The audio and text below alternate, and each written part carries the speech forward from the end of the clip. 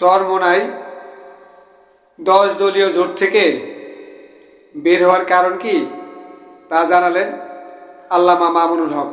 শাসনতন্ত্র আন্দোলন অর্থাৎ চরমোনাইর পীর সাহেবদের সঙ্গে যে আপনাদের জোটটা হলো না, এটা আপনাদের নির্বাচনে একটা প্রভাব রাখছে বা মানে চরমোনাই কিছুটা তো প্রভাব রেখেছে।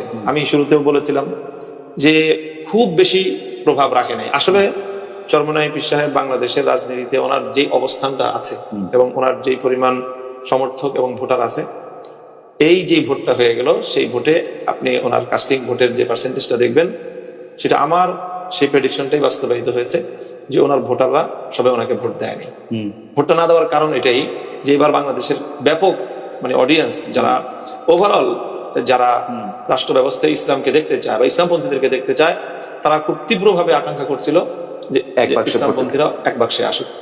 তো যেহেতু উনি এক বাক্সে থাকতে পারেন নাই, যে কোনো কারণেই হোক, এই জন্য ওনার রিয়েল ভোটটা উনি পান নাই। তাদের অনেক ভোট সুইং করে উনি থাকতে পারেন না কেন? উনি অনেক বেশি আসন চাইতেছিলেন আপনাদের কাছে।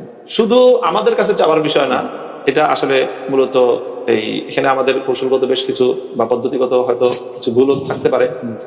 এটা আসলে আমরা খুব সম্মিলিত ভাবে আসন বন্টনের পর্যায়ে আমরা যেতে পারিনি।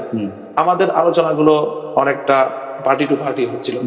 নেগোসিয়েশনটা দেখা গেছে আমাদের সাথে চরমোনাইয়ের হচ্ছে, আবার চরমোনাইয়ের সাথে জামাতের হচ্ছে, আমাদের সাথে জামাতেরটা জামাত, অর্থাৎ যার যেই জায়গায় আসনগুলো বন্টনের ক্ষেত্রে যেখানে যার সাথে সমন্বয়ের প্রয়োজন হচ্ছে, আমরা দলগুলো সেই দলের সাথে সেই আসনের ব্যাপারে আলোচনা করছি। যেরকম একটা আসনের ব্যাপারে জামাত বলেছিল যে আমাদের আপত্তি নেই, আপনারা চরমোনাইয়ের সাথে যদি সমন্বয় করে নিতে পারেন তো নিয়ে নেন। তো দেখা গেল যে সেখানে আমরা চরমোনাইয়ের সাথে সমন্বয় করে নিয়ে নিলাম। এনসিপির সাথে আমাদের সমন্বয় হয়ে গেল, অর্থাৎ আমি আমার আসনগুলো নিয়ে সবগুলো পার্টির সাথেই আমাকে নেগোসিয়েশন করতে হয়েছে।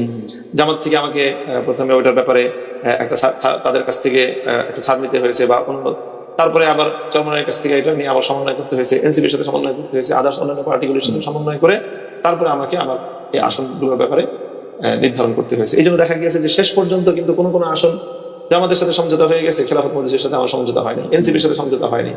এরকম 1-2টা আসনে শেষ পর্যন্ত এরকম 2 পার্টি সেখানে ইলেকশন করতে হয়েছে। আপনার